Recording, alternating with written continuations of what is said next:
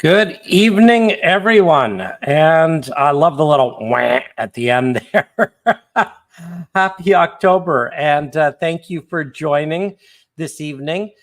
Sorry I cut off the beginning of that video, but that was Medina or Medina New York, and that was the Railroad Museum. And let me just get my slides up and running here.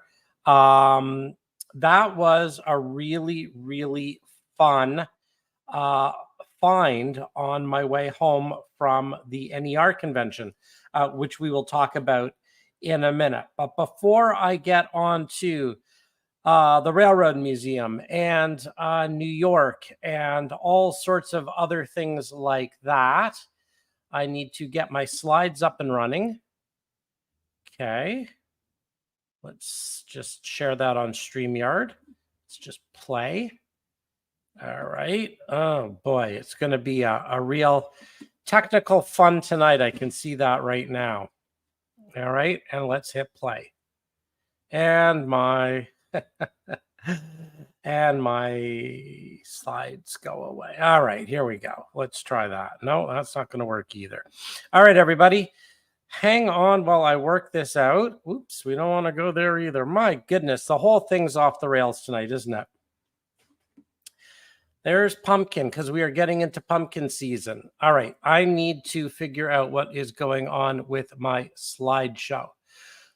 So let me just hit, why is this happening? All right, let's just say hi to a few people while we get the slideshow up and running. For some reason, it's not letting me do this tonight. Probably because I'm coming down with a cold, and maybe it's coming down with a cold. So let's welcome a few people. I figured this out. Lynn McCurdy was the first person in, and he got a cookie. So congratulations to Lynn. Then I see Andre is drinking some nice ice cool brown water. Dave Hammer was in next. Then I see Steve Moskin. Welcome. ITLA is in the house. Hello, Dorchester, Ontario. Welcome to the show. John Garvin, welcome. I must have done something to my my slide presentation. Play in full screen, play slideshow. Let's do that. No, not doing what I want it to do. Oh boy. All right, let's see. How am I going to do this? Current slide, next slide, presenter notes. I don't want my presenter notes. I don't want animations and videos. Oh, for heaven's sakes. Well, I'm not quite sure what I'm going to do because I can see the slides, but if I play it in a certain slide mode, you can't see them, or I can see them. Well, isn't this interesting? Play slideshow in full screen in window. Let's do that. Let's play in window. I fixed it. All right, everybody. Sorry about that. And we're back. No, we're not back. Oh, man, oh, man, oh, man, oh, man, oh, man. All right. I just want to start this whole thing over again and play that intro and start from the very beginning. All right. Give me a second here, everyone. Chat amongst yourselves. I have no idea what's going on here. Stop screen. Present. Share screen. Window. Let's try that. Oh, thank heavens. All right. That was painful. I'm just going to pretend we're starting right now. And I'm going to say good evening to John Garvin. And I'm going to say good evening to everyone else. Ignore everything that just happened. We're back on track. And on your screen is a picture of the Medina Railroad Museum and a giant pickle. That's right. Yes, a giant pickle. And this was a stop that was suggested to me when I was at the NER Railroad Convention. And Medina, if you're wondering, is exactly halfway between Rochester and Niagara Falls, New York. And it was put there for a very specific reason, which I will talk about in a minute.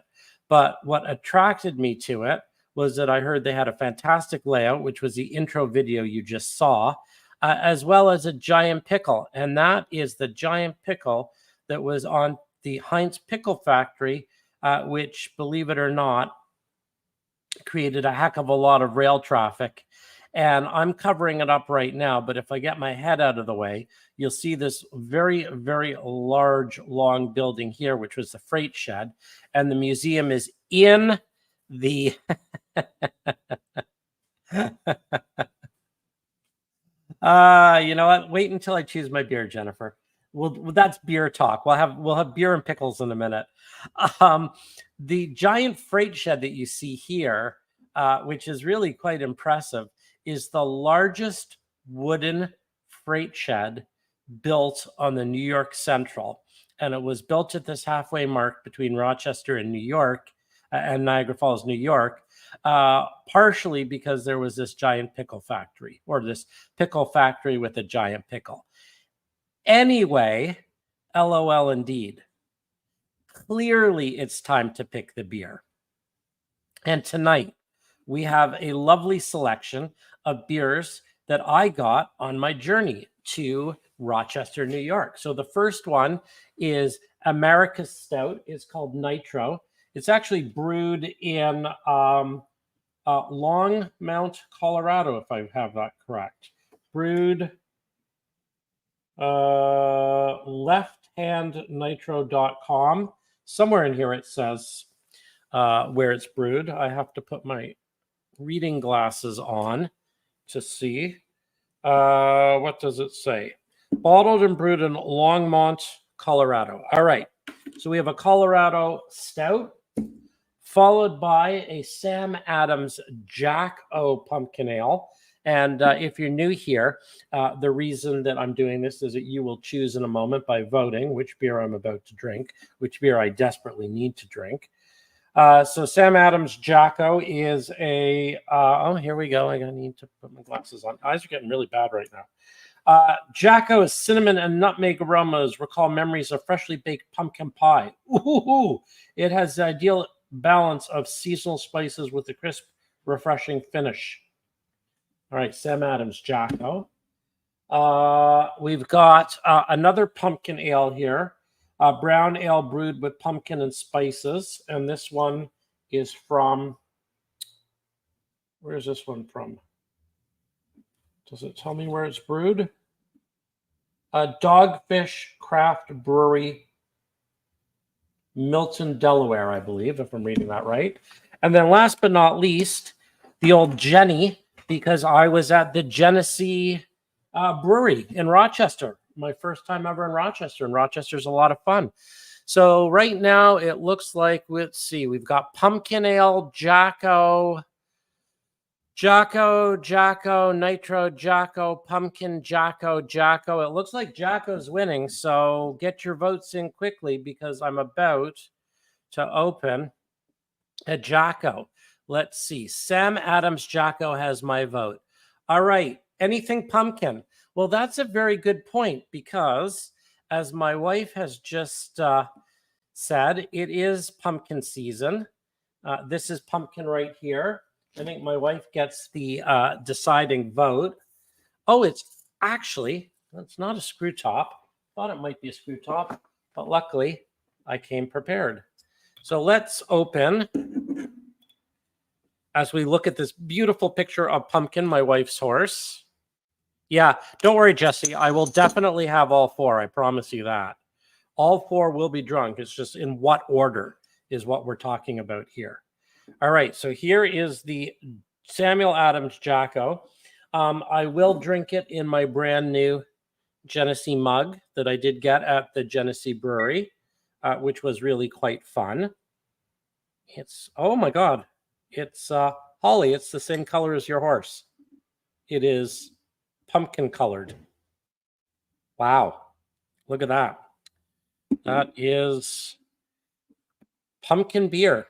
All right, let's give it a shot. Thank you, everyone, for voting.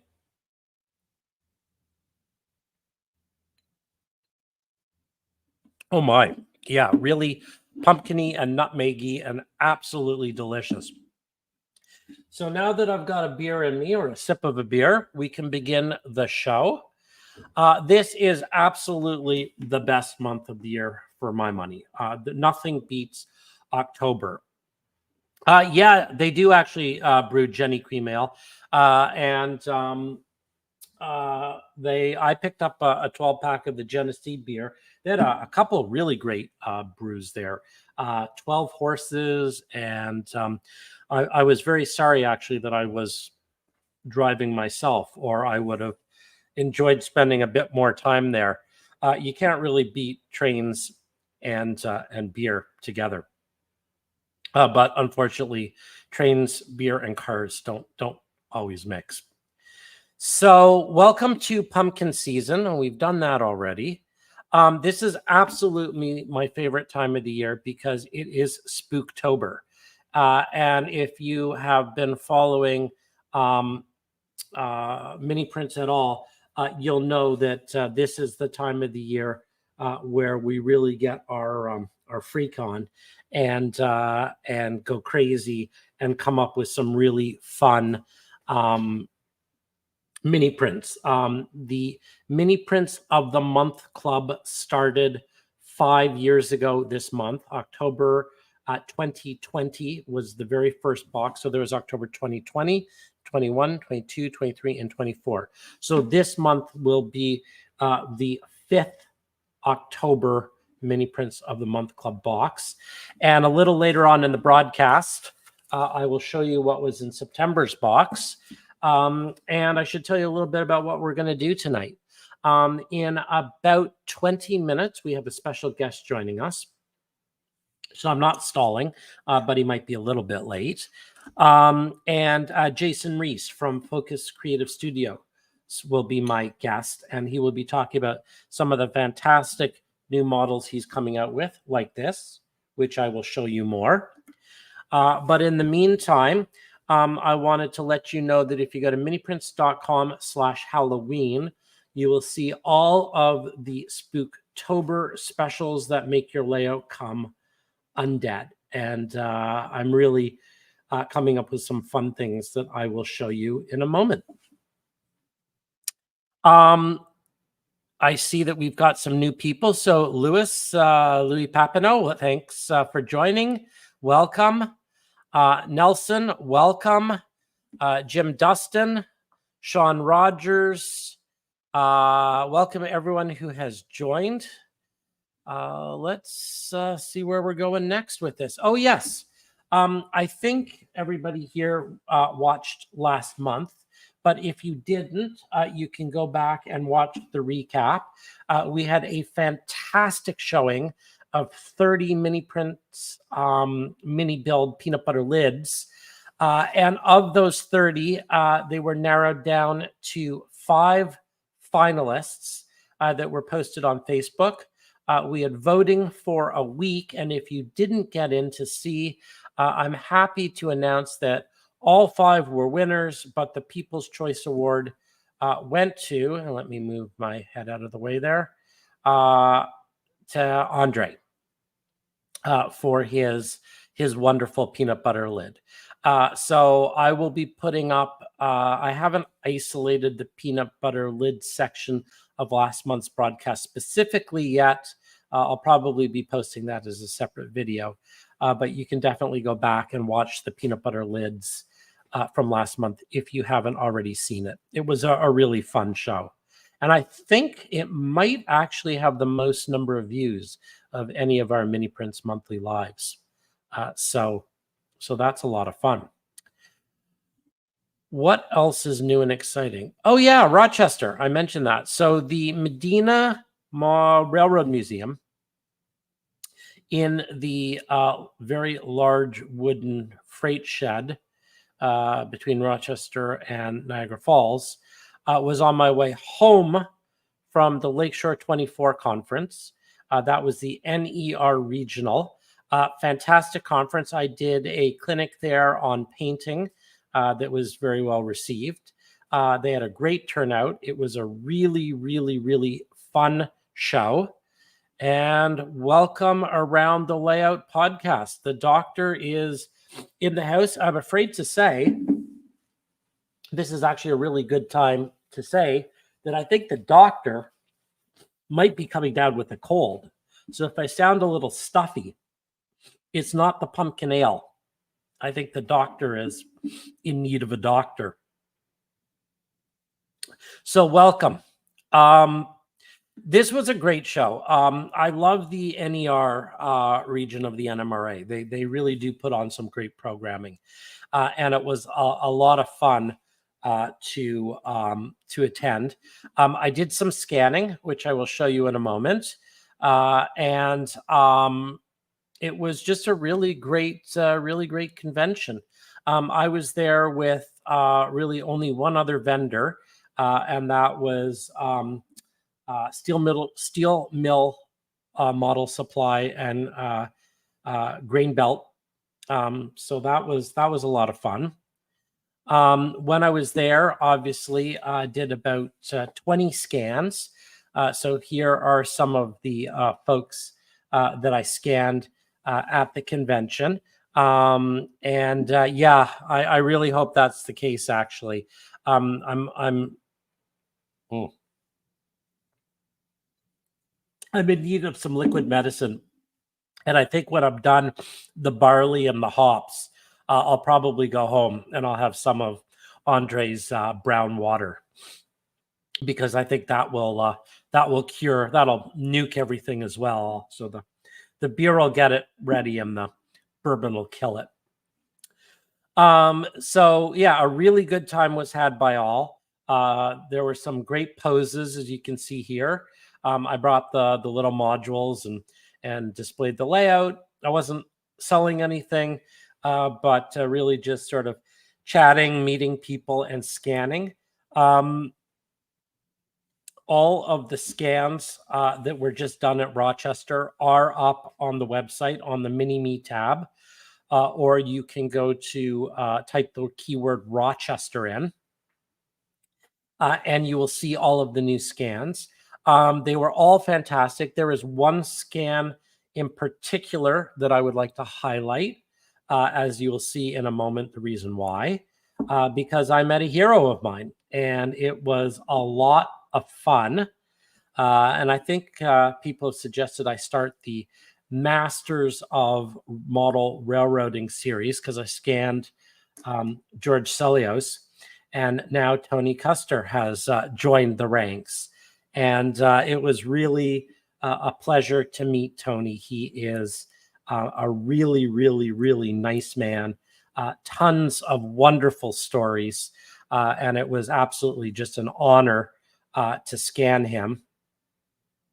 And he's now up on the layout on the website. And I printed out, this is an O-scale version of him. And yeah, it turned out beautifully. It's hard to see as just the resin, but yeah, it really looks like him. So Tony Custer is now part of the Mini-Me model railroad collection. So it was really fun to meet him. He's just an amazing person, filled with lots of stories. And you know, it's always neat to meet these people that you read about all the time. So that was kind of fun. There were so many incredible highlights. It's really fun to get out to shows, and this was a great one. Also, when I was there, I was checking out the contest room, and I saw that Andy Reynolds, who one of the gentlemen I scanned at the show, had some beautiful dioramas that actually won first and second place.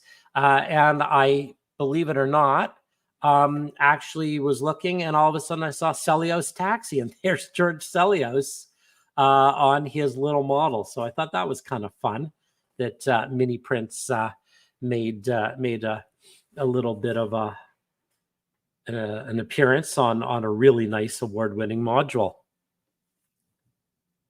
Yeah, Jesse, it's really interesting you say that. I mean, I don't want to get sad or anything, but in the last, I guess, month, two of the gentlemen that I scanned last year in Texas at the Texas Express NMRA National passed away. And I was really obviously sad that they had left us. But it was really nice because all of the person's model railroad friends asked me to paint up some of their mini-me's so they could pass them around their operating group. So it was a really nice way to commemorate and remember this one of these gentlemen who passed away.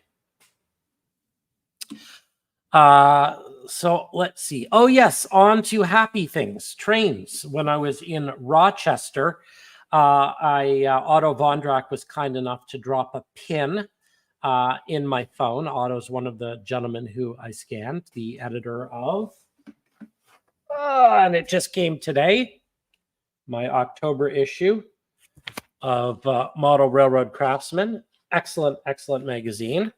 Really looking forward to reading about these things this month. Just got it today. Yeah, Otto dropped a pin on my phone and said, check out the Goodman Yard.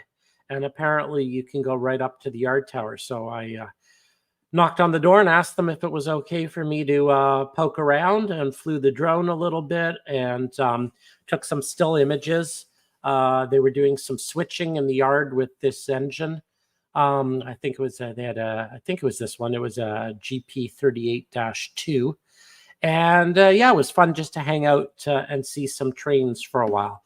And I really like this this caboose, this cross tracks safely caboose. I think that was really neat. The shoving platform, yeah, the shoving. I guess it's technically a shoving platform now, but I thought that was just a really neat thing to see. So always try and check out some trains. It's terrible to go to a hotel room and spend an entire weekend inside and not see anything. What's new? Okay, so I guess I should probably talk a little bit about what's new in the past month. Let me see if I can go side by side here. Yeah, that's probably a good way. Although I'd like to be smaller and I would like it to be bigger. Yeah, that's what I want to do.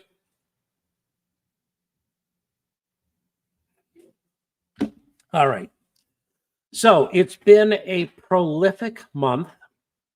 In the last 30 days since I came to you in September, there have been a lot of mini prints coming out. Now, not necessarily because I've been prolific, but because we've been slowly bringing on models from some of the Shapeway vendors that we talked about last month.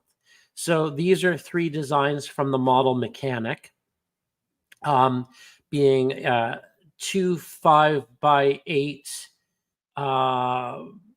I guess trailers, an open load and a closed loaded trailer, as well as a 12-foot landscaping van. We also introduced, which I showed on the last broadcast, the Super 77 decals and those new tractor models. Switch machines. These are Focus Creative Studio switch machines.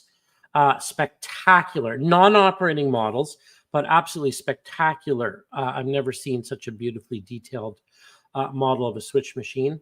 What Jason is calling medium transformers, and I actually have some questions for him about what era, what model.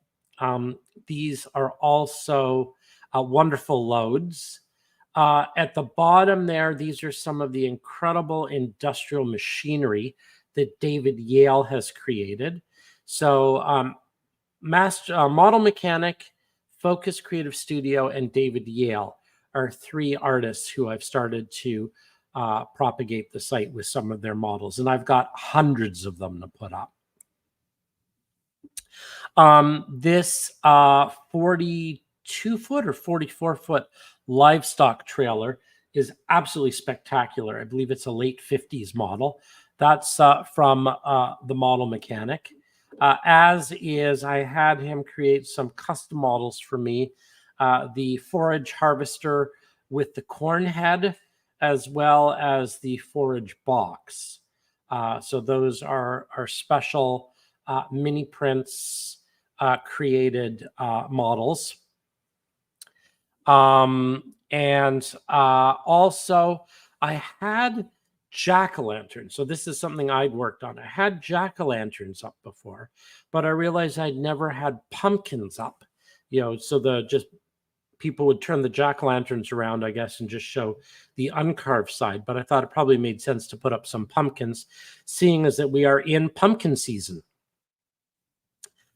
So the pumpkins are new, and now you can order either 12 pumpkins or 12 jack-o'-lanterns, and the jack-o'-lanterns also come lit or unlit. Anthony has a very good question. Yeah, it's funny. I did give away mini print decals in a whole bunch of scales: N scale, S scale, O scale, and HO scale. I had them made as a promotion ages ago, but I did not put them on the site to sell. If that's something that people were interested, I could definitely bring them back. So we ran through all the mini prints decals. If you remember, about a year or so ago, I had a giveaway for, they were specifically for tank details. So you can make, they were formulated for like tankers. And the joke was you could do a resin tanker, a tanker filled with resin. So yeah, I can definitely, I think I might have a few in my drawer over there. I might lean over in a minute and grab some. But I will, I see that our guest has joined. He's right down there in the basement. So I will finish up some of these news items, and then I will bring our special guest on in about 5 minutes. I hope he has time to pick up a beverage. I know he's got a beverage. He's holding up a beverage. That's good. I like to make sure that all of the guests are well fed and well watered in the basement, specifically with an emphasis on the drinks. So let's see. Let me just finish up with what's new. By the way, those pumpkins, the picture there, that is a detail from an absolutely fantastic photograph of Tom Johnson's layout. And if you're not familiar with Tom Johnson, he was on the broadcast a year or two ago. And if you go to the Mini Prints YouTube page and you look under Meet the Modeler, we had a great visit with Tom Johnson. His layout is absolutely spectacular. I think one of the best there is. Oh, yes. And last but not least, what else is new? You can see that there are a few Halloween things here, new things that I put up on the website for Halloween. There is Thou Shalt Not Pass, Mr. Death riding the nose of the locomotive there, and Corn. And I don't think this will be queued up for audio necessarily, but Corn. I miraculously appear from the cornfield and then disappear back into the cornfield. And I want to talk a little bit about the corn for a minute, because the corn is kind of interesting. So this was actually a request. And what we did here, let me see if I could do this. Yeah. So the corn is 3D printed, and it's 3D printed on a row. So this is a 6-inch row. And this represents about 42 feet. HO scale only right now. But this represents 42 feet. There are 54 corn plants on here. And they are printed a scale 9.5 inches apart. They come 8 rows. So this gives you enough to model basically 3 by 6 inches. And I've calculated that all out in HO scale. So it's kind of interesting because the way I've been dealing with this is you can actually detail each row at the workbench. So you just grab your rows, you spray paint it up the way you want it, you put the detail on, and then I just ran a bead of glue along the bottom here sprinkled some dirt on it, and then you can actually plant these rows a scale 3 feet apart, because commercial corn is printed or planted either 2 or 3 feet apart. And it's kind of instant cornfield for your layout. Much more economical and much faster than individually planting the corn. I totally agree with you, Jennifer. The corn is fun to paint, and you can get as detailed or as fast as you want. I just did a little rattle can and then put some yellow on the top. A few people have asked for a painting clinic, so I might put together a little sort of 5-minute just painting tutorial. But I thought it's kind of fun to have all these rows of corn that you just sort of build at the workbench, take them right to the layout, slap them down. Anthony, it's all done with rattle can primer. It really is. It's really just spray paint, and then I will do a full tutorial to answer all your questions. But $24.95 gets you a really decent sized field of corn, much more economically and faster than any other way that I've seen out there. So that's kind of fun. Alrighty, I think we're coming close to the end of this. I will bring our guest on, I think, first, or should I show the Mini Prints of the Month Club? Yeah, I will definitely do a tutorial on the corn. The corn's a lot of fun, and you won't believe how incredibly quickly you can get a cornfield up on your layout. And, print it and they will plant it, as they say. All right. If Jason is going to give me another 5 minutes, I will show you what is in the September Mini Prints of the Month Club, and then we will have him on. So this is sort of a little regular feature. What's in the box? What's in the box? Let me show you. So if you're not familiar, the Mini Prints of the Month Club, which I mentioned earlier, this being the, oh gosh, what's 12 times? Yeah, a lot. We've done 12 and 12, 24, 4, 5, geez, yeah. A lot of boxes. Probably like over 50. Hello, Thomas of Split Rock fame. Oh my goodness, good evening. Welcome to the show.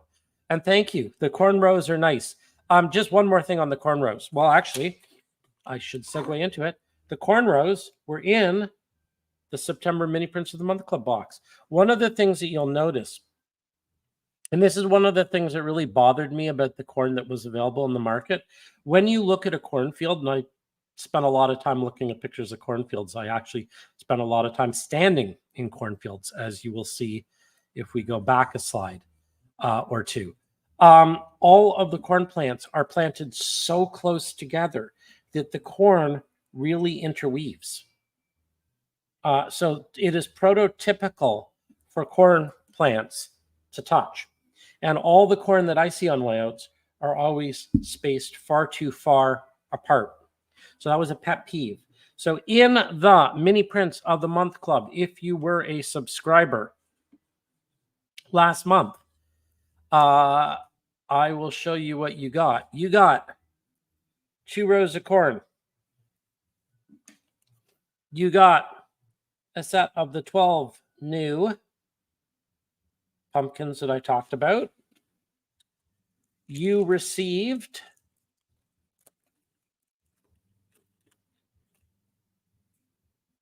Mr. Death. You received the Black Knight, aka Thou Shalt Not Pass, aka 'Tis Only a Flesh Wound, aka Come Back, I Will Bite You. You received, of course, the Scarecrow to go with your cornfield. You can't have a scarecrow without a crow. So that's all in this little baggie. And, but wait, there's more. you received the forage harvester because you need to harvest your corn. And this is a 3-piecer, the tow bar, the spout, and then the harvester. But wait, that's not all. And you also received, and I don't think I've even listed these on the site yet. I kind of like these. These are 4 really cool little urns. And you could use those in a cemetery or on the front porch or a mausoleum. They could be planters. They could be whatever. So basically for the Mini Prints of the Month Club, the feeling here, it's $29.95 US a month. And people can sign up or cancel anytime they want. It's every month. It's ongoing. And I always think of it that I'm trying to put about $50 worth of value, of retail value of mini prints in every box. And you're basically getting $50 for $25 and then shipping. So it works out to $29.95. So that's September's Mini Prints of the Month Club. I'm working on October's right now. Mini Prints of the Month Club goes out every month around the 15th of the month. And this month has lots of fun things on the board right over there that you can't see. So it'll be a secret. And yeah, Jennifer's done some really cool unboxing videos. Jennifer and Michelle unbox their Mini Prints of the Month Club, and they try and guess what it is. Because I always put a little sheet in there with explanations, but they always try and guess what it is before they read the sheet. So that's kind of fun. And I hear from Michelle Jennifer that there's some unposted videos or videos I haven't seen yet. So I can't wait to see them. Okay, so without further ado, I will bring up a slide and I will introduce our guest. So this is someone who I have been following for a couple of years now. I have been sending him emails nonstop for, I don't know, maybe a year and a half, 2 years, trying to get his attention, trying to get him to come into the Mini Prints family. And I finally got his attention when Shapeways started closing down. And without further ado, I'm going to add Jason to the stage here. I'm going to put us side by side, and I'm going to say hello. Well, hello, and I apologize that it has taken so long. See, someone didn't do the audio test.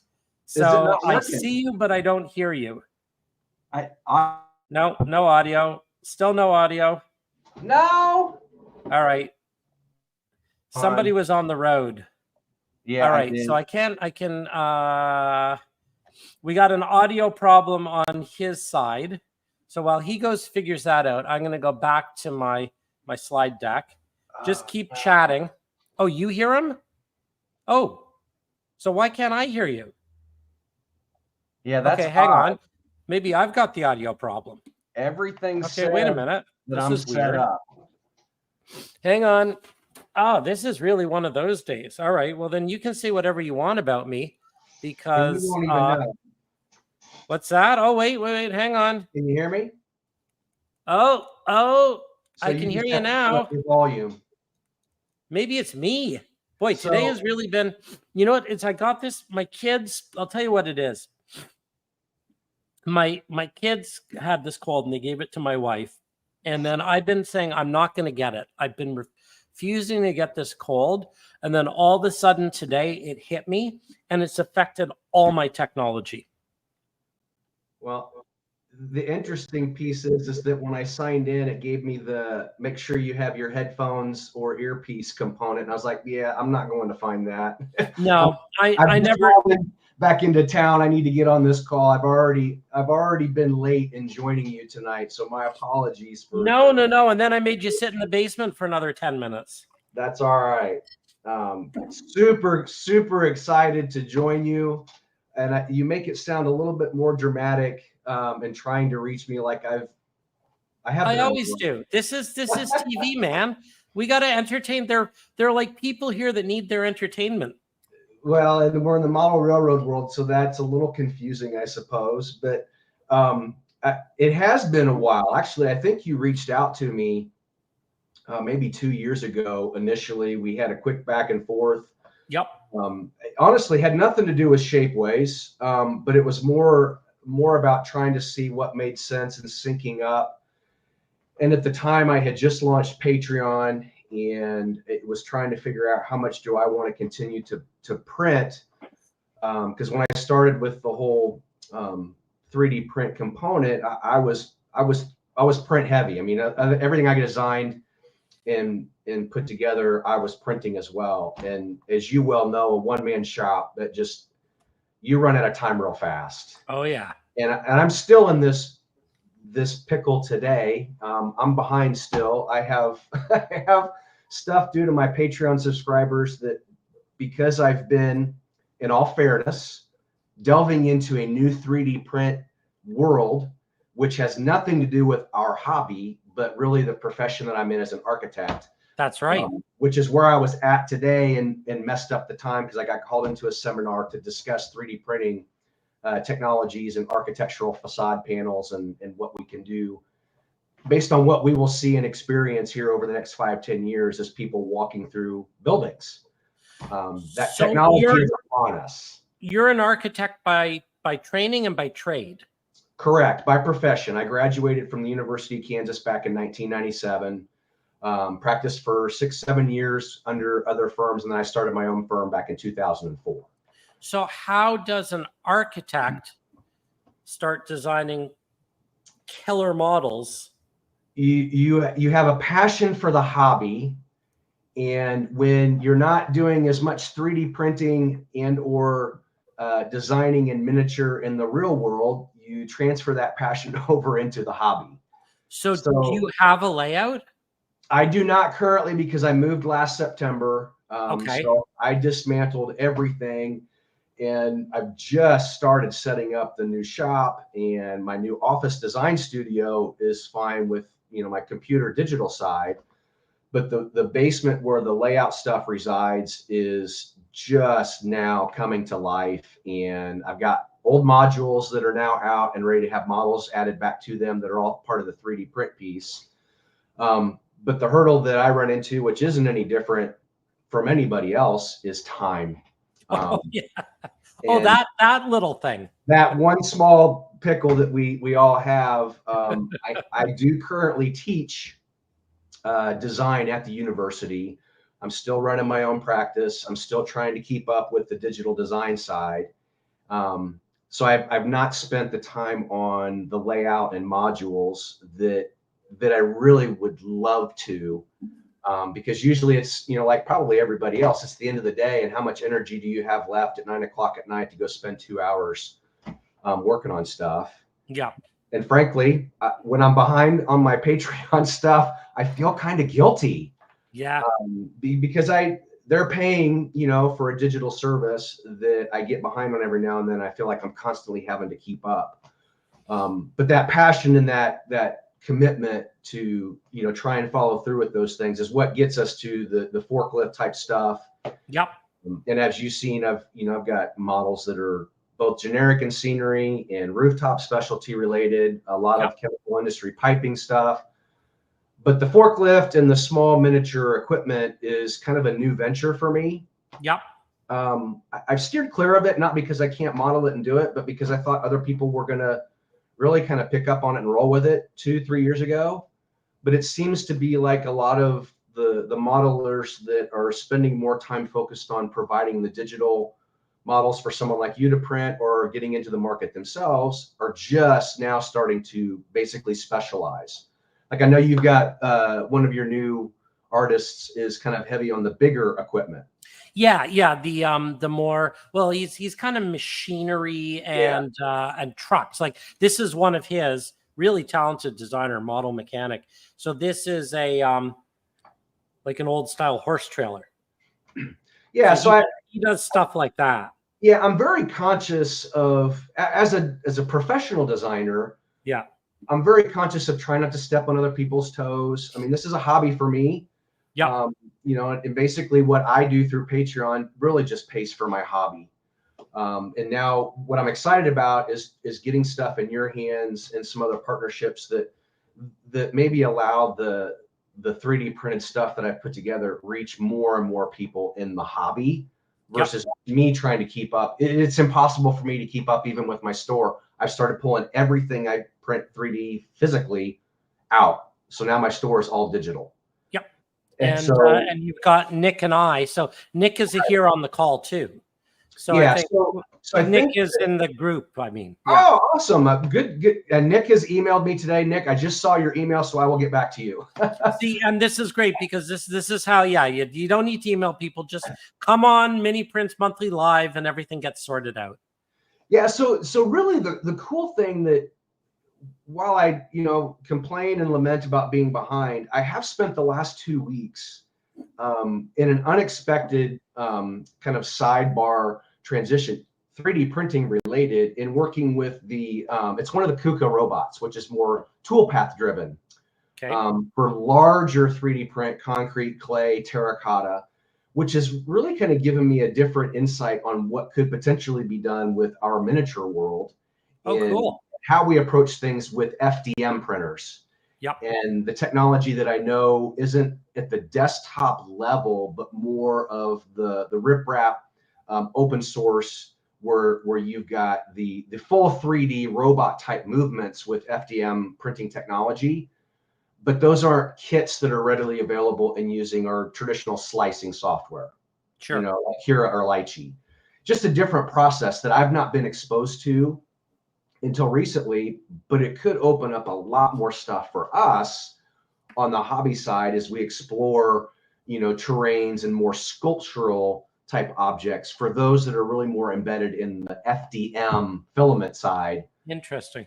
And of 3D printing versus, you know, us fancy people that are resin printing is how I look at it. So you have come out with, and I've listed so far, some of your rooftop details. So these are your vents, and you'll be very happy to know that someone requested your 5-ton in N scale. And those actually print pretty good at N scale. They really do. Yeah. So I printed them in N scale as a test. I've listed your medium transformers, and I had a question. Someone asked, what is the medium transformer? So did you model it off of a specific era or model, or someone was asking, is the medium transformer like a composite, or is it from something? No, that one's from something very specific. And to be honest, I'd have to go back and look at all the resource photos for that particular model, because there's that one, and then there's an oil transformer that's very similar to that. And it's going to be early to late 60s is, I believe, the photographs that I pulled it from. Okay. So it's more, it's not going to be generally like your line side smaller transformer. It would be more of like a small power transformer supply station, because it's actually a pretty good size. So in my world, it's medium, because there's stuff that's way bigger for power stations and hydro stations and those kinds of things. And it was originally designed, frankly, because it was something that people were asking for as a freight model. Yeah.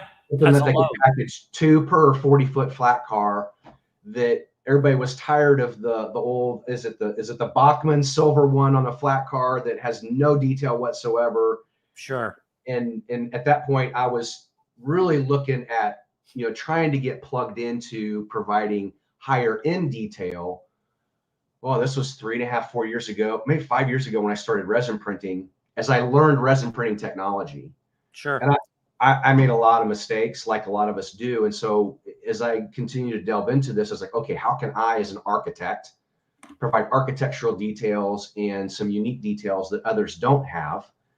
That there's only so much detail we can achieve in HO scale, even N scale. So I'm impressed the 5-ton rooftop units actually hold up. Oh yeah, they look great. And it looks to me like we've just sold one tonight. So there you go. Yeah. So one of the things I learned early on, and I'm an open book. I'm not going to try and hide stuff.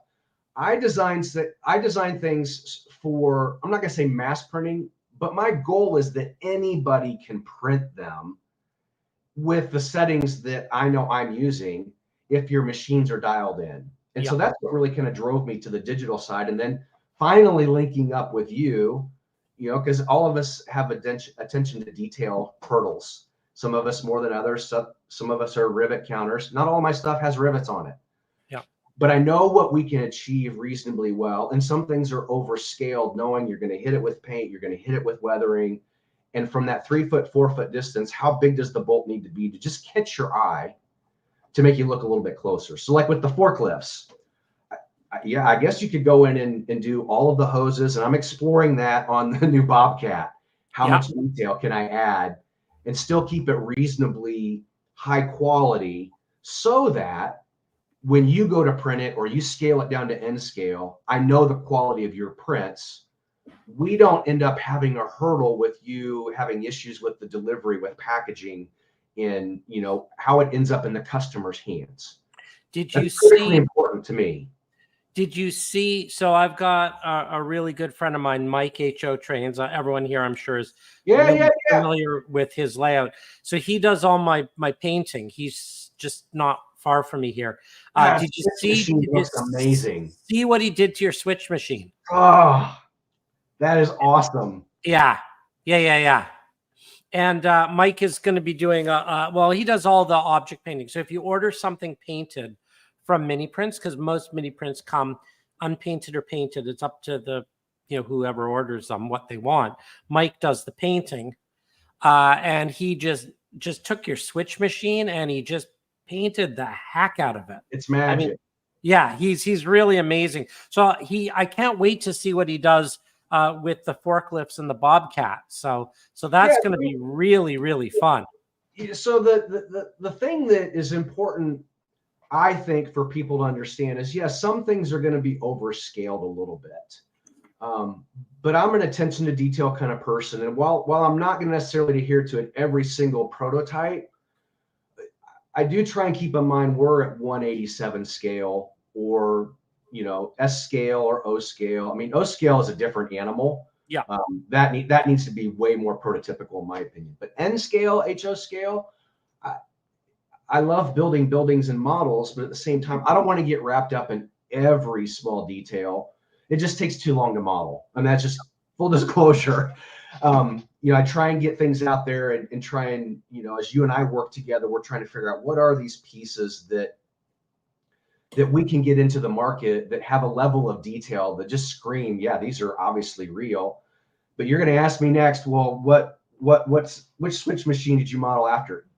Bernard, I looked through so many photographs and images.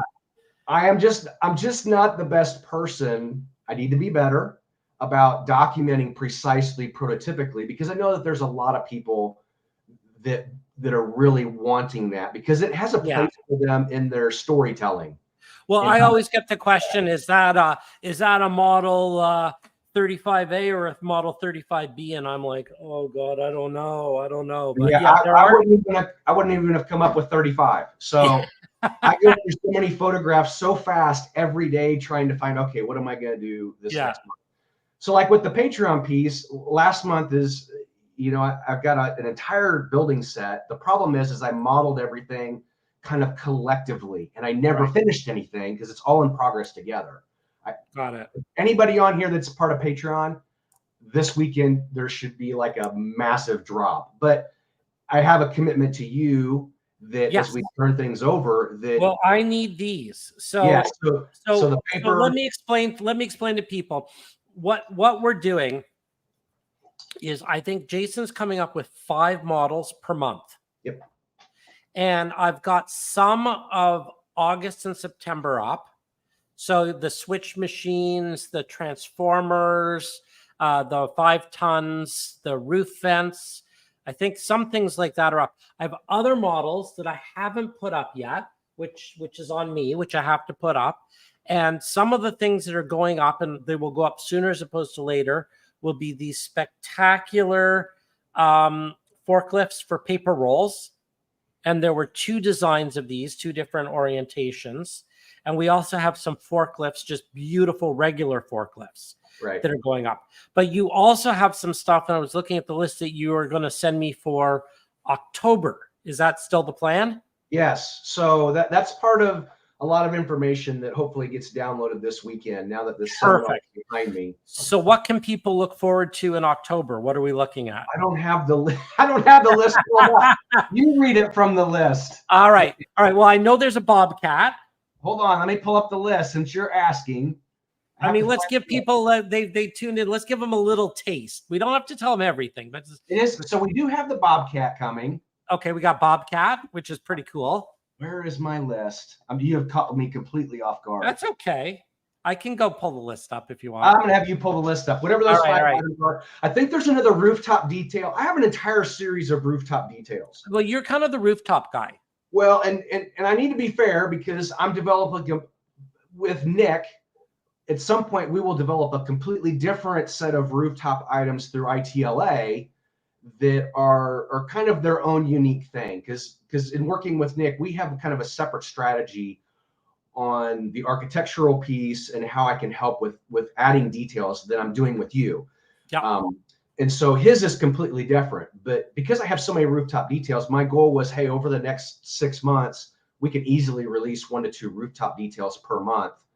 And then people have an opportunity to pick and choose what they want. After 6 months, we develop a rooftop package. Yeah, and don't worry, Nick will probably just get me to print them for him anyway. So yeah, so that works too. But so I'm trying to, what I was saying earlier about, I'm very mindful about, I don't want to step on people's toes. I'm very cognizant of design related copyright things. Just like I wouldn't want somebody stealing my stuff. I'm not going to go out and stomp on somebody's toes, regardless how well I can model and do things that would sell. This is full disclosure. This is not, like a lot of people jumping in this industry. I'm not making a living. I'm trying to just enjoy the hobby and have a great time making a few extra bucks to support my endeavor in the hobby. Switch heater. Yeah, so we have the switch heater stuff coming in October. I'm gonna be honest, I haven't started that, but I have all the images. Oh wow! Look at that. So it's hey, Holly, you were asking about that. So what was that? That was 2 thumbs up. Okay, so Steve's asking, is it a fun bobcat or the boring bucket bobcat? I'm going to respond to this. Okay, Steve, this is specifically the boring bobcat, only because I've not jumped into this particular style of modeling. That what Barnard and I talked about was, how do we get something that we know probably everybody needs? But there'll be 2 versions, one with a lower bucket and then one with an upper bucket. That way you at least have an option. I've not gotten into how to make the arms and everything mobile. That could be something down the road. But really this was a preface for the telehandler model that nobody has. It is not, I've not seen one anywhere. And I have one. You have? Yeah, but it's okay. It's okay. It's in development, so that's fine. It might be a different model. But I got an artist making me a telehandler, but don't worry. This is why I try and post those images to you as soon as I. It might, we'll talk about that because I've got all the schematics for a telehandler, but they're being very slow on getting the telehandler out. So I might just give you all the schematics if you want. Well, in part of my endeavor here with the simple bobcat is I want to nail the wheels. Yeah. Because the tire aspect with nuts and bolts, as crazy as it sounds, is where the most weathering detail outside the bucket takes place. And I'm a huge weathering guru. For those of you that might know Michael Rinaldi, great artist on the armor side. I've just had the pleasure of getting to know him over the last 6 years. And so I know that there are parts and pieces of our models that those of us that are kind of tuned into airbrushing and weathering and really using the models to tell our stories in our layouts, I'm like, I got to nail the tires because those things have tread and so much detail packed into them. Yeah. That everything else can be a perfectly clean, brand new bobcat. But as soon as you roll it onto the gravel or the dirt, the tires are dirty. And so between that and the bucket, I've spent some time trying to make sure I have that part nailed. Yeah. So that hopefully rolls into a couple of other smaller machinery pieces that pick up on this small to medium scale machinery thing and then the other gentleman that you have doing the kind of larger scale machinery can do that. What else was in the October? So we had rooftop, we had Bobcat, we had. Well, I don't know whether I want to tell everyone everything, because I mean, Okay. some of this is going to be a surprise. I just want to tease some of the stuff, but I'll let you know later. Yeah. So, well, I'll pull up the spreadsheet that we're sharing and going through all that stuff together. Yeah. But there will be an emphasis as Bernard and I collaborate on, okay, what's the next model that needs to hit the market? Yeah. And I see a number of people are coming up with ideas. You know, if so, I can't promise that everything that everyone wants is going to be made. And definitely different models have different people have different strengths. And I will work with some people, you know, on certain models. If there is a model that you're interested in, I always look at, you know, does it have broad commercial appeal? So there was someone earlier, and let me go back to it because I want to pull it out. I have had a request for, give me 1 second. Bernard, you're going to have to share this chat stream with me. I'm jumping to jump at some of these comments, but I know that can get us. No, and this will be broadcast. So if anyone came in late, or if anyone wants to see it, I always put this up on the Miniprints YouTube page. It's on Facebook too, but it'll be on the YouTube, and I think it does a really good job of capturing the comments as well.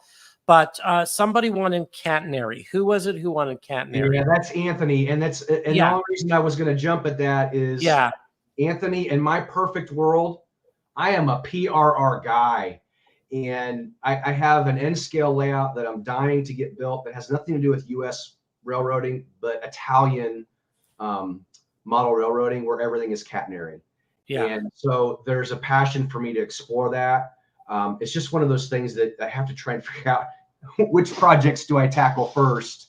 Exactly. And that's where I was going is, you know, there are all these fantastic ideas, and I love these ideas.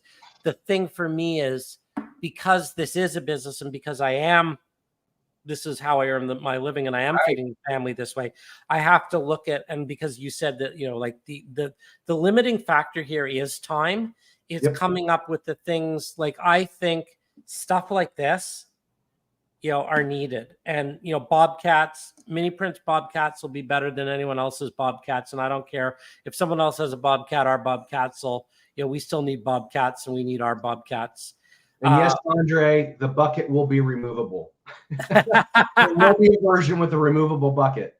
That's the other piece of Bobcats and forklifts is, how do I develop all the accessories, which, as you notice, when you get your forklift, the fork is detached. It's a separate part of the model to allow you to glue it to the vertical support piece. And I have a forklift around here somewhere, but we're reworking a little bit of the forklift.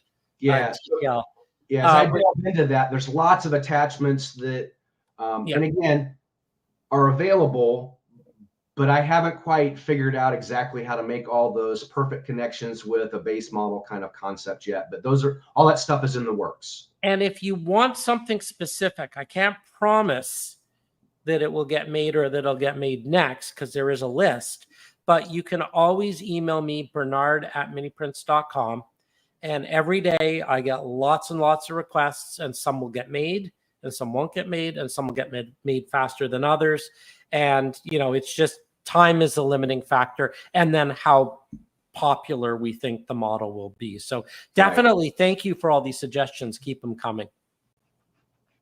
Yeah, it's a lot of fun, and it's a passion on my side. I wish I had more modeling time, because it truly is just it's a passion that I have.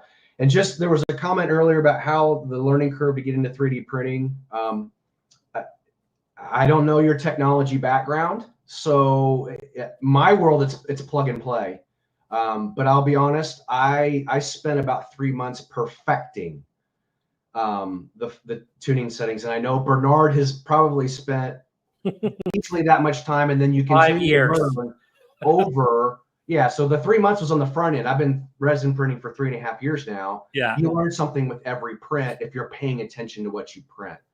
And it's always getting better. You're always experimenting. I mean, the Yes. one tip I will give you is that I think, and it's on the 3D print side,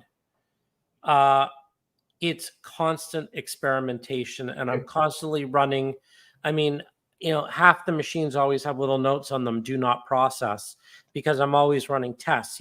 If I do it this way versus that way, or 3 seconds versus 3.2 seconds, or you're always tweaking and fine tuning, and it changes depending on weather and resin and the type of model you're printing. And it's always just a little bit of well, that's why I'm Dr. Mini. It's mad scientist. You go in with the mad scientist approach, and you're constantly kind of, in the laboratory, playing around. And even though, I can argue, it's hard to be modest when you brag about your work, but I've spent so much time self-supporting with custom sports, of my own work, that I'm 99% confident that when I send out a digital file, to you to print or to anybody else, that it's going to print successfully if your machine is dialed in. Yeah. But that's the beginning. You still have, the reason I don't like to 3D print all the time is because I don't want to go through everything you go through on post-processing. No, you don't. It's just a lot of work that if you don't want to sit off on the printer, scrape things off, put it in the bath, let it cure out, dry from my perspective, and then put it in a curing bed. It's production. Yeah. And I don't want to hold on. Production. I don't know if you can, where am I? There. Can you see the gray? Is that what the printing process is doing for you? Yeah, this is too, man. Actually, no, it's the resin in my hair. It's my hair is just filled with resin. Yeah, so you have the health aspect, you have the post-processing. It's not just putting something on a printer and printing it. Now, for me, it's putting something on the printer and printing it, and in a lot of cases, I don't even pull it off the printer until the next day or 2 days later, because I'm so far behind that any one of the 4 printers that I have is in a various stage of printing something and sitting and waiting. Yeah. And, and I know you have more than that, and you have people helping. So it's a beautiful process for what we do in the model railroad industry, and for those that are interested in dioramas that aren't even railroad related, to be able to now do this on our own without having to use clay, white metal casting. Yeah. I'm a designer as an architect. I work in 3D every single day, either in Blender, 3D Max, Fusion, or SketchUp. Yeah.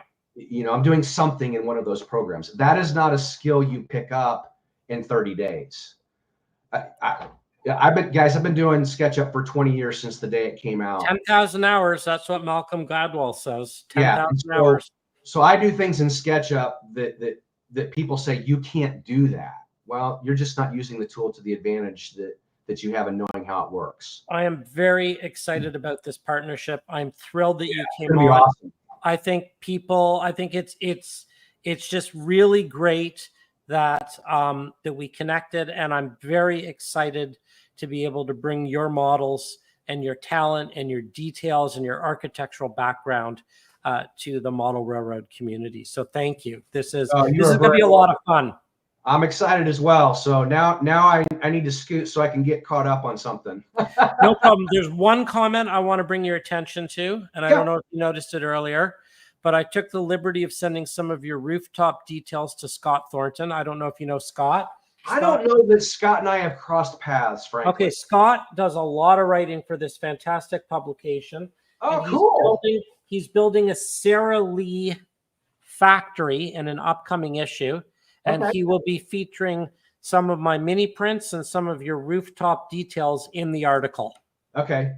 So yeah, I'm noticing that Todd's made a comment. Guys, I do have digital stuff on my website, but I'm wanting to support Bernard with the 3D piece, because I can't print everything that I design, and I've got, oh my gosh, 300 plus models that eventually over time, probably 100 plus of them you'll end up with on your website as we continue this partnership and come up with new ideas.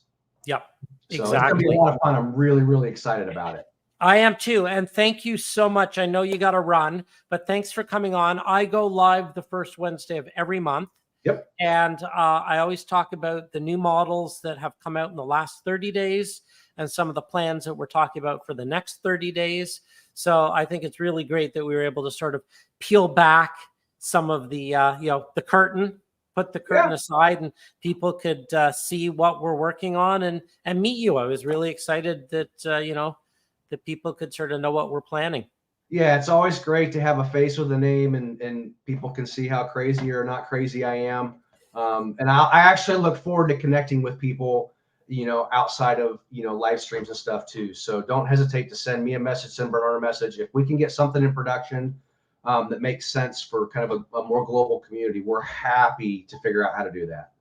And when you get the layout up and running, we'll do a meet the modeler and do a layout tour. Yes, that would be fantastic. It'll be chemical industry modeling related. I can promise you that, because the refinery is the first piece that I'm jumping into, because that's my passion. Excellent. Okay, well, that's great. I've had a lot of requests for people in hard hats and lab coats. So I've got some refinery figures coming out that you'll like. Yeah, that'll be fantastic. Perfect. All right. I'm going to say goodbye. I'm going to put you in the basement. I'm going to finish up a few more things with everyone.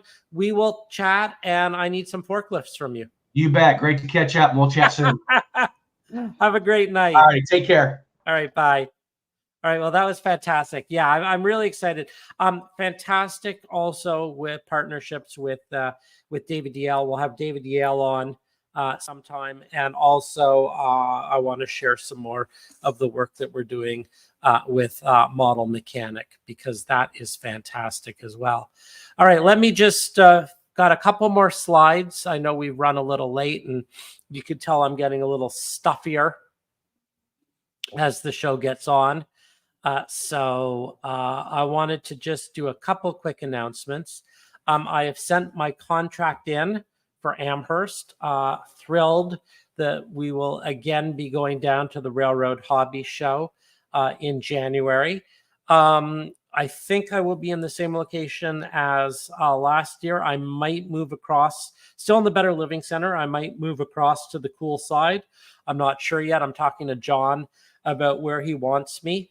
But I will be scanning. So if you like the look of the mini-me's that I showed earlier, if you would like to get your own miniature 3D model figure made of yourself, like Tony here, I will be putting up the going live page for booking the scans at the Railroad Hobby Show, probably as of November 1st.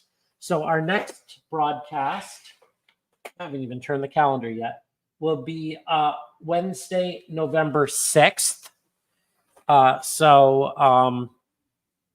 There will be this. I'll talk about the sign up for that then. We talked about Focus Creative. Oh, yes, next month, Josh will be on. So it is Josh's birthday tonight. So everyone, please wish Josh a very happy birthday. Josh was going to come on tonight, but he has decided to go and have a birthday dinner instead. So I will wish Josh a very happy birthday. And we will be talking tractors. So if you are interested in agricultural, do join next month, the first Wednesday of every month at 7 p.m. Eastern. Happy birthday indeed, Josh. Josh is the owner of Josh's Ag Repair. Josh is the man who first requested the Oliver tractors and provided all of the blueprints and information. And there is no more knowledgeable person I have ever met than Josh when it comes to all things agricultural. So looking forward to having Josh on next month. What else did I want to say? Oh, yes. And finally, I have this little segment on that I like to talk about, the Miniprints Modelers group on Facebook. So if you, here, let me just go here. So if you go to facebook.com groups Miniprints Modelers, there is a group where people show what they've done with their mini prints. And I saw that he was on earlier, but Benton and Southern did a fantastic group here, and I'm in the way of the picture, so let me move my my face out of the way here. So he took a whole bunch of mini print modelers, including some people who are on the call, because I think, Jennifer, you're there, as well as, oh gosh, don't have my glasses on, but lots of familiar faces. Did this fantastic rail fanning scene. So I just wanted to acknowledge that. I hope Benton and Southern is still on, but that was a beautiful shot. Thank you for sharing that. And also, I wanted to call out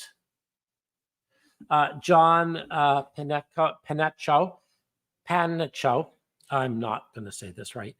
AKA Lloyd Henchy, who had that wonderful mini prints CP trailer there. So if you have pictures of your mini prints and you would like to share them, the Mini Prints Modelers group on Facebook is a fantastic place to do it. I keep showing this picture because these are the painted animals. Pacheco. Thank you, Jennifer. Pacheco. These are some of the mini prints animals that Sunny has been painting for customers. So if you'll remember, pretty much every mini print is available painted or unpainted.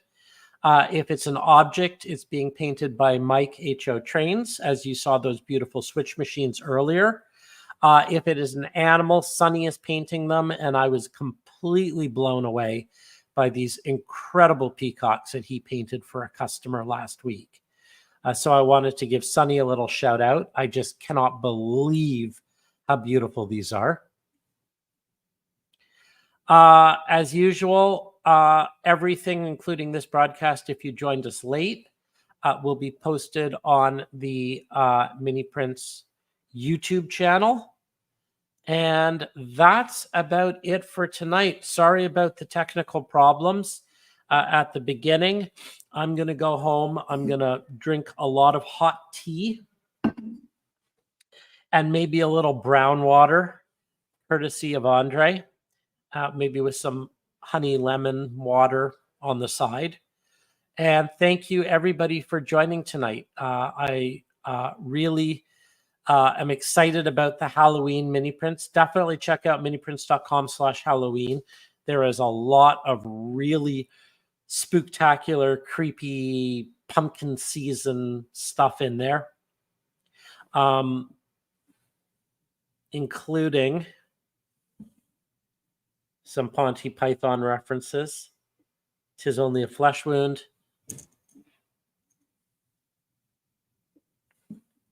And my final word, come back, I'll bite you. All right, everybody. Thanks so much. We will see you next month, first Wednesday of the month, which I said I believe was November 7th? November 6th. Wednesday, November 6th, 7 p.m. I will announce the next Mini Prints Mini Build Challenge, the Peanut Butter Lid Challenge. We'll talk about Springfield. We'll have Josh on to talk about all things ag repair and agricultural, and have a happy, spooktacular Halloween. Happy Pumpkin Latte Month. Good night, everybody. Thanks for joining.